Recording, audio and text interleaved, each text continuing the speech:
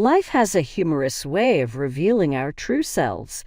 I would have laughed incredulously 2 years ago if you had told me that I would be where I am now, successful, self-sufficient, and totally cut off from my family. But here I am, and I have a lot to say about it. My name is Jillian Matthews, and I was a manager at the mid-sized trading firm TradeSync Solutions at the time. Like many women in their late 20s, I was beginning to feel pressured by society to settle down, even if I was competent at my profession. I had a small group of close pals and a respectable career. My parents, with whom I was then close, and my older brother, Marcus, who was 2 years older than me and had always been the family's golden child, made up my family. Growing up in the Boston suburbs, Marcus and I maintained what I believed to be a strong bond despite the usual sibling rivalry. I was more concerned with my profession and securing a secure future, but he was always the more gregarious one, the life of the party. I had come to accept the fact that our parents showered him with affection as the norm in our household. I first met Tom at Jenny's housewarming party, which is one of those get-togethers when friends of friends socialize over cheap wine and store-bought cheese. With dark brown hair that fell slightly over his eyes and a smile that gave everyone the impression that they were in on a private joke, he was charming in that subtle way that comes up unexpectedly. We began discussing how much we both enjoy listening to true crime podcasts, and before I knew it, 3 hours had gone by. After exchanging numbers that evening, we began texting every day a week later. We chatted on our first date at a little downtown Italian restaurant until the waiters began blaring at us about closing time. Before I knew it, we were spending every weekend together after the second date, developed into a third and then a fourth. Compared to the other men I had dated, Tom was unique. He appeared more responsible and future-oriented. We began discussing moving in together after 6 months of dating. We both valued conserving money and creating a secure future, and he held a respectable position in software sales. Tom took me to the same Italian restaurant where we had our first date on our 1-year anniversary. During dinner, he appeared anxious, fumbling with his water glass and checking his phone more frequently than normal. He knelt down to our table and took out a tiny velvet package just as our dessert arrived. I said sure, my heart thumping so loudly that I could not hear myself. The ring was exactly what I would have picked for myself. It was understated yet sophisticated. I was feeling like I was soaring on air as other diners praised and cheered us. Tom and I met my family the weekend following our engagement. I felt anxious. Marcus had a way of making people feel either instantly welcome or absolutely uncomfortable, and my folks could be fairly judgmental. With him, there was typically no middle ground. Before we even made it to the porch, Mom opened the door. "My baby girl is there." She turned to Tom after yanking me into an embrace. "And the man who has captured our Jillian's heart must be you." Marcus and Dad were watching a football game in the living room. Marcus quickly leaped to his feet and held out his hand to Tom. He smirked and shook Tom's hand firmly, saying, "So you're the guy my little sister won't stop talking about. And you must be the notorious Marcus," Tom said with ease. "Jill has also told me a lot about you." I had a better afternoon than I had anticipated.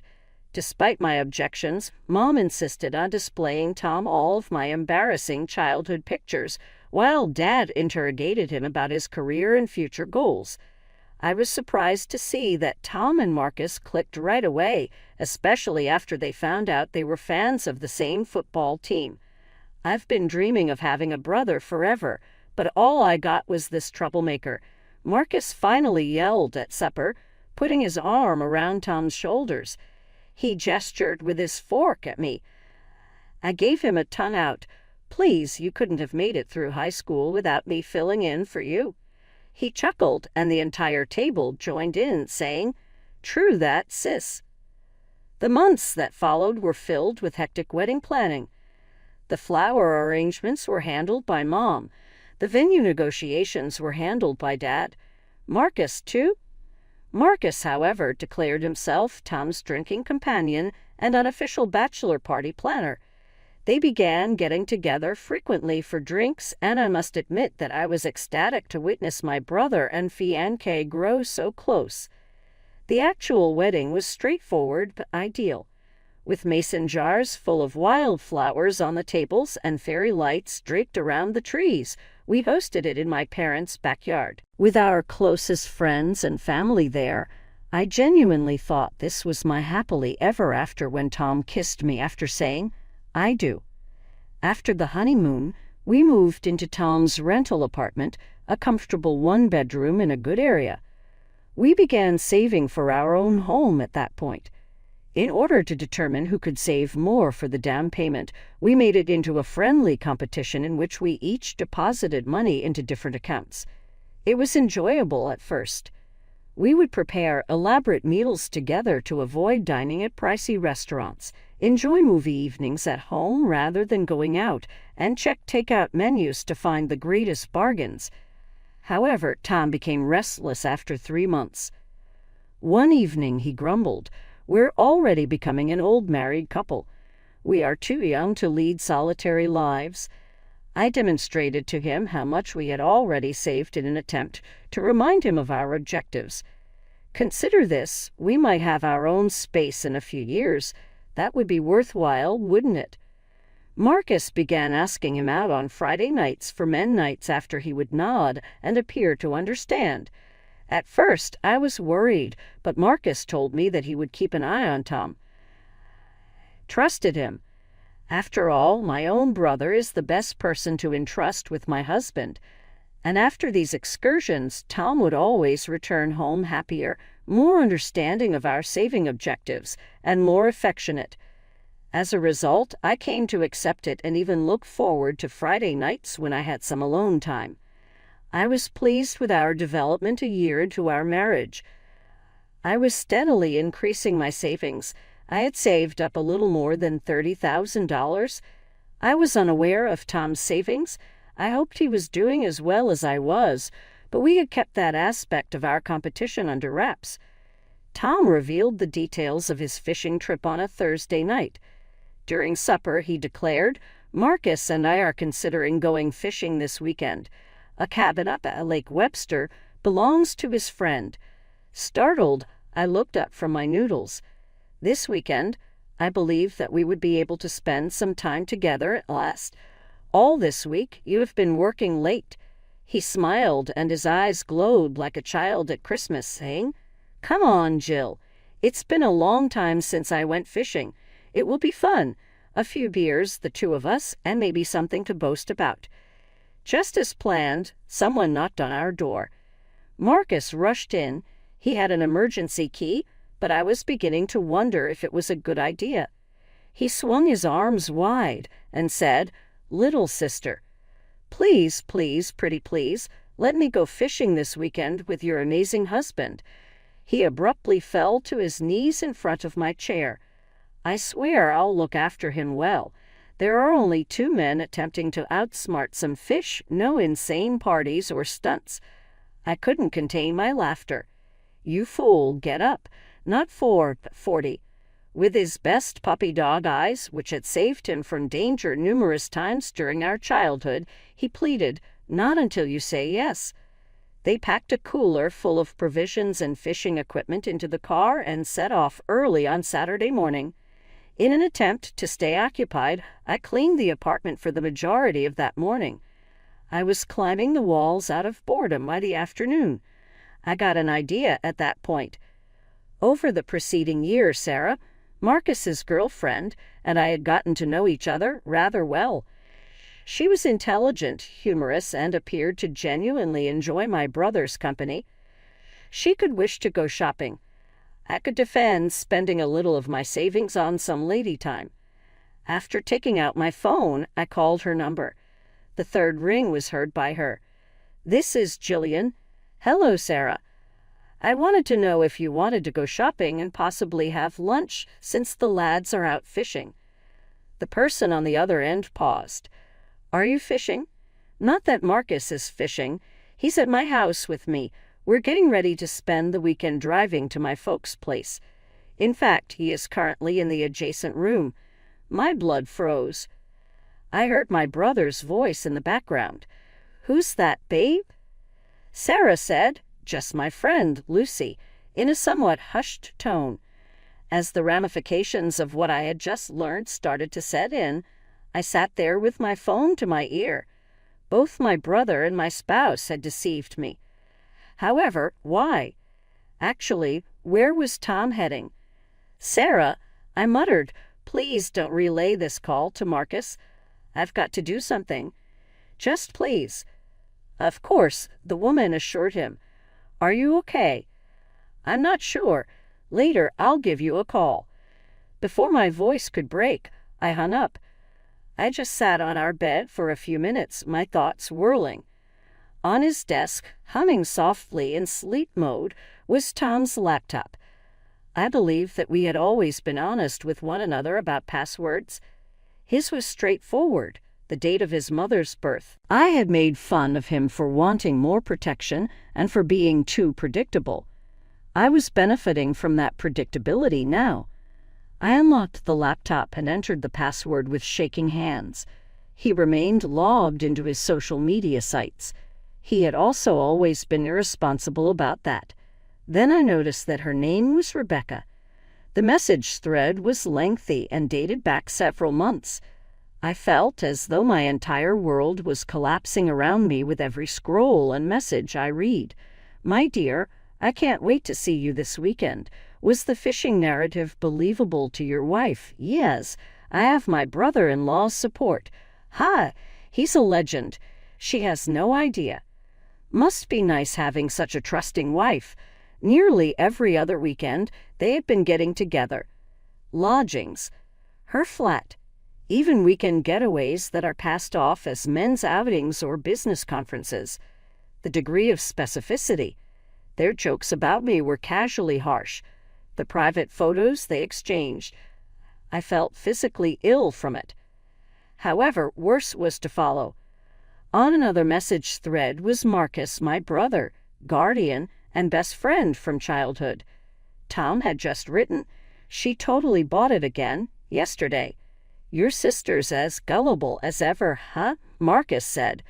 "Gil has never been very quick. Do you recall when I persuaded her that ice cream grew on trees when we were children? She has never become any more intelligent. Bro, you're the greatest wingman ever. By the way, Rebecca says hello, expresses gratitude for covering Sarah as well. At any time. For what purpose are brothers? In addition, this is a lot more enjoyable than spending time with my dull sister. When you return, give me a call. The girls from the strip club last month have been inquiring about us." The texts were endless. Plans for their men's evenings. In-depth reports on their strip club visits. Talks about other women they had encountered. Marcus had been actively involved in a lifestyle that would ruin Sarah if she ever discovered it, in addition to serving as a cover for Tom's affair. I read that they made fun of my meticulous strategies for conserving. How they made fun of my aspirations to become a homeowner. They made a joke about how I was such a sucker that I would probably wind up paying for everything anyhow. Had been called foolish by my own brother. Uninformed, dull. The same brother who, as children, used to scare bullies away. Who, 2 years prior, had held my hand during Dad's surgery. Who had shed tears at my wedding. The space was whirling. My entire body trembled as I hurried to the restroom and puked. I returned methodically to the laptop as soon as I was able to stand again. Every damaging message was transmitted to my email account. Every bad joke. Every deliberate lie. All of the proof of their treachery. I was in a weird, peaceful anger on Saturday night, researching apartments and making calls carefully. I had found a furnished one-bedroom apartment across town by Sunday morning, paid the deposit out of my funds, and electronically signed the contract. Around 3 o'clock in the afternoon, Tom arrived home with a flushed and joyful smile. In a pitiful attempt to keep his story going, He was holding a bag from the convenience store that contained some frozen fish. "Hey, babe," he exclaimed with joy. "You should have seen the ones that got away." My laptop was open in front of me as I sat at the kitchen table. I turned it toward him without saying anything. His chat with Rebecca, including their plans for this weekend's get-together, was displayed on the screen. You know what's funny? My voice was unnaturally calm as I spoke. I actually expected you to at least try to apologize. His face hardened as he stood up straight. "Why ought I to? Are you curious about the truth? Jillian, you've gotten dull. Saving money and making plans for the future are all that matter to you. Where's the fun? Where's the thrill? Marcus says what?" I interrupted him. "That I'm not smart, ignorant, that I'm such a fool for thinking my brother and hubby would be truthful with me. Look," he said with a sigh as he combed his hair, "perhaps this is best for us. It's obvious that we have distinct desires." "You're right," I interjected once more and got to my feet. "I desired to get married. You desired convenience." I reached behind the couch and took my already packed suitcase. "I'm going to file for divorce. Don't worry about your priceless savings. After all those hotel rooms and strip clubs, I doubt there's much left, but you can keep them." Moving my essentials to the new flat took all the afternoon. With simple furnishings and a view of a tiny park, it was compact yet tidy. My Fresh Start fund would suddenly be my savings, the money I had been putting aside for our future.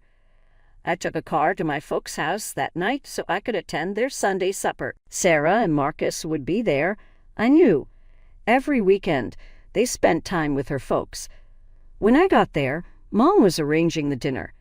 Marcus and Sarah sat on the couch, looking like the ideal pair, while Dad was in his favorite recliner.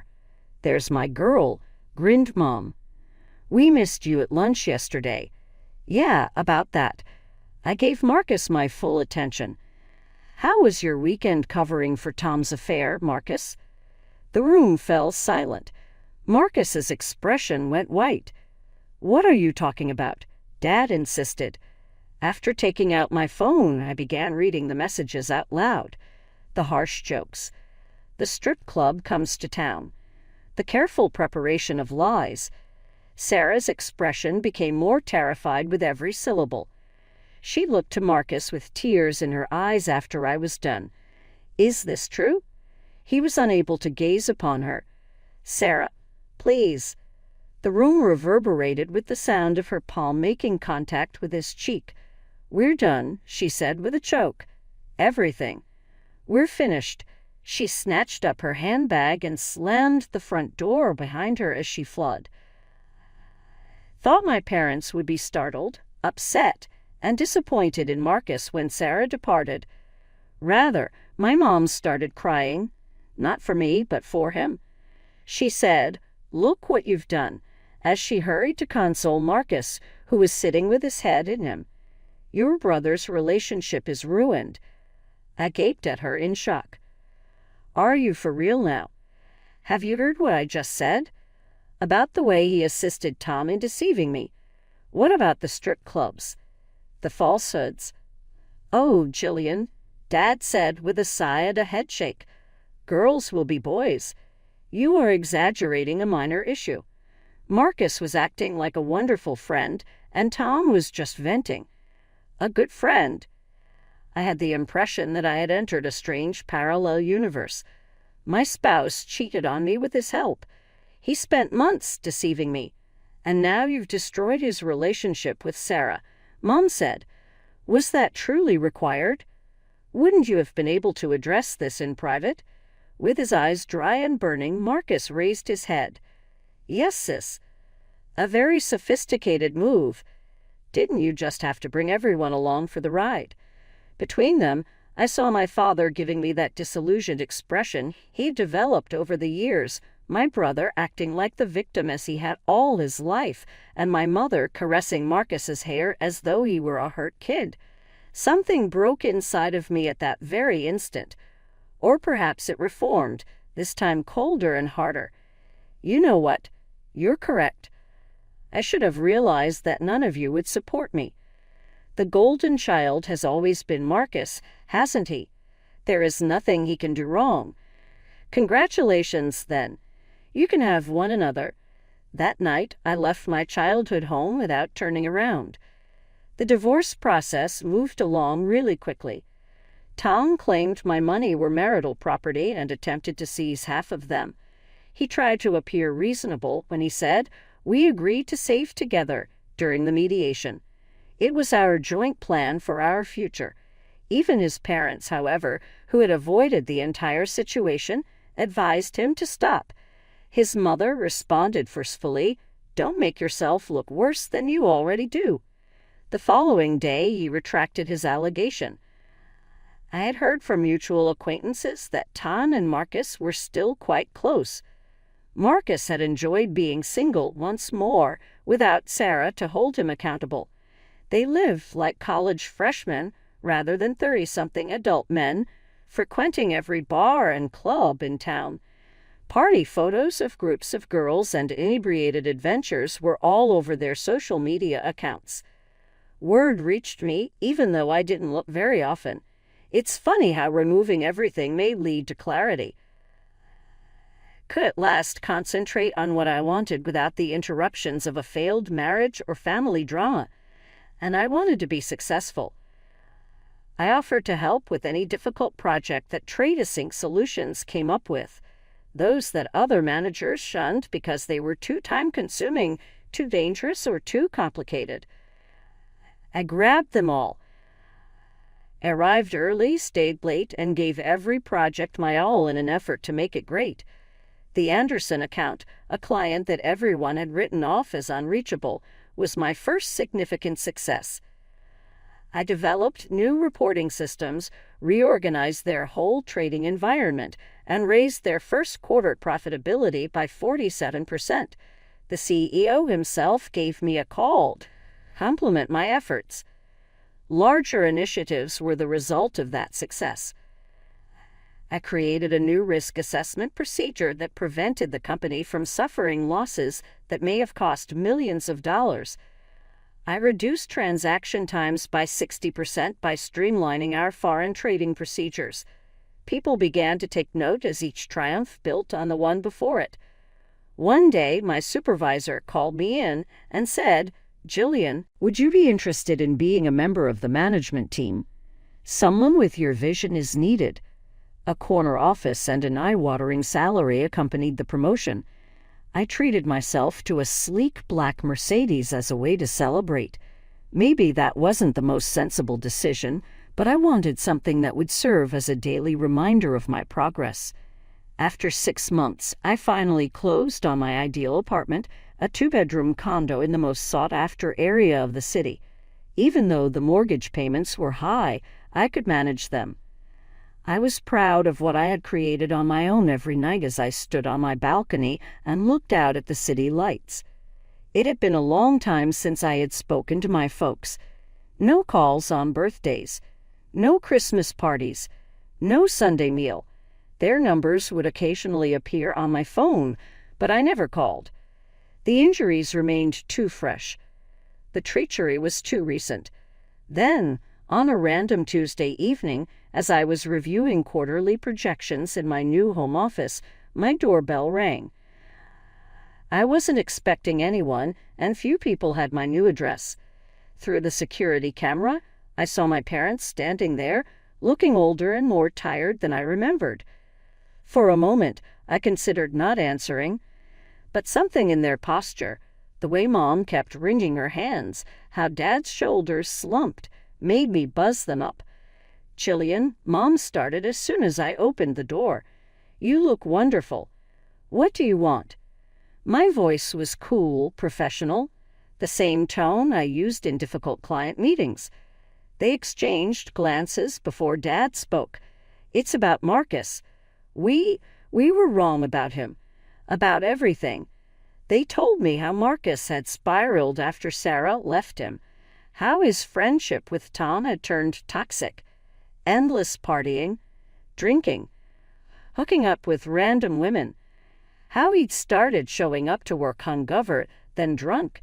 2 formal warnings, one for being intoxicated at his desk, another for no-showing an important client meeting. He's been fired, Mom said, her voice breaking. His references are terrible. No one will hire him. He's living in his old room now.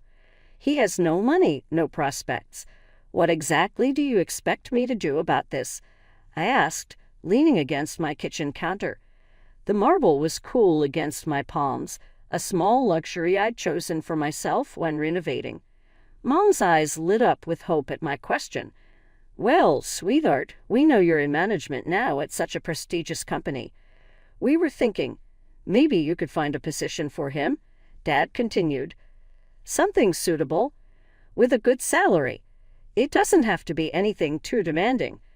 A laugh escaped my lips before I could stop it. Let me get this straight. You want me to risk my professional reputation, which I built from scratch, to give a cushy job to the brother who betrayed me. The same brother who helped destroy my marriage.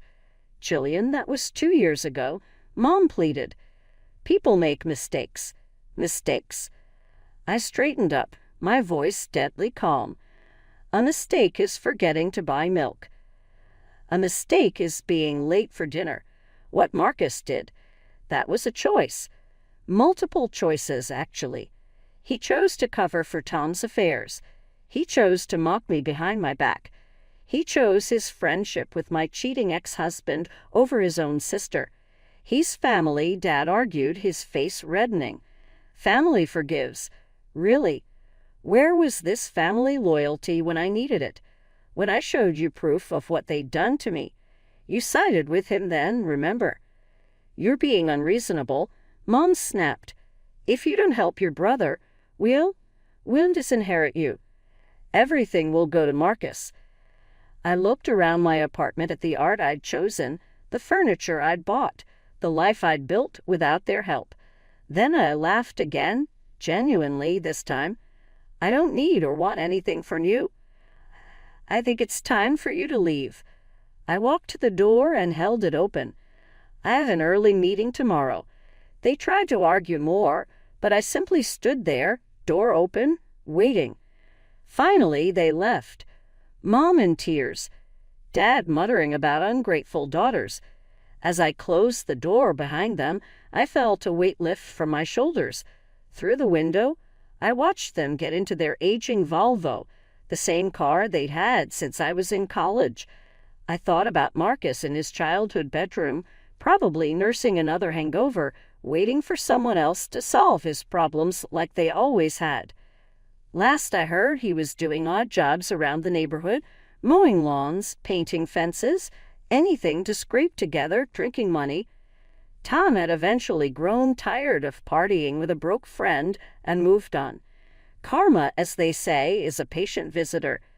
I went out onto my balcony after pouring myself a glass of wine, a costly Bordeaux that I had purchased to commemorate my most recent successful endeavor. The lights in the city glowed like stars that had fallen to the ground as it spread out in front of me.